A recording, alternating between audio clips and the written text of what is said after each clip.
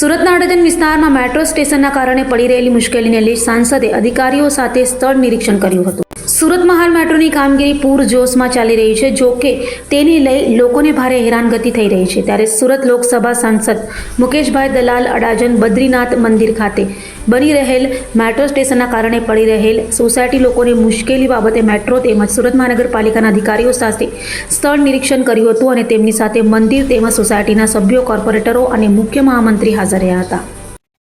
અડાજણમાં બદ્રીનાથ મંદિર પાસે મેટ્રોની કામગીરી ચાલી રહી છે।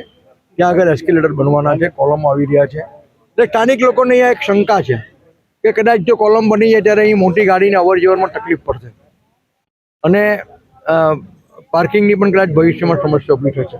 આથી મેટ્રોના અધિકારીઓને સ્થળ પર બોલાવીને સ્થાનિક લોકો સાથે ચર્ચા વિચારણા કરી મેટ્રોના અધિકારીઓએ ખાતરી આપી કે અમે તમને પ્રેક્ટિકલી બતાવીશું કે કોલમ બન્યા પછી પણ મોટી ગાડીઓ બનવા વળાંક લેવામાં કોઈ તકલીફ પડવાની નથી અને એવા જે એક બે ઇસ્યુ છે તેને સોર્ટ આઉટ કરીને કોર્પોરેશનના અધિકારીઓ ફરી એક વખત બેસીને સ્થાનિક લોકોને આજે સંકલન કરીને આગળના પછી જે પણ કોઈ કહેશે તે નિર્ણય કરીશું। હું અહીંનો સ્થાનિક રહેવાસી છું, રાહુલ મોદી, જનક પાર્ક સોસાયટીનો રહેવાસી છું। અહીંના સ્થાનિકોની પરેશાની અને તકલીફ એ છે કે રોડ પર આવતા પિલરો મેટ્રોના જે કાયમી ધોરણના છે, તો એના માટે રજૂઆત એ છે કે સ્થાનિકોને જે મુવમેન્ટ અને બદ્રીનાથ મંદિર આવેલું છે, રોડ પર સ્કૂલો આવેલી છે, તો એના માટે વાહન વ્યવહારની તકલીફમાં અડચણરૂપ અને પાર્કિંગની સમસ્યા, ઇમરજન્સી સર્વિસની સમસ્યા ઊભી થઈ શકે છે। તો એના માટે આ પ્લાનને ફેરબદલ કરવામાં આવે, ચર્ચા વિચારણા ફરી કરવામાં આવે અને ત્યારબાદ આની રજૂઆત સ્થાનિકો સાથે અને એસએમસીના અધિકારીઓ સાથે મળી અને નવા પ્લાનની રજૂઆત થાય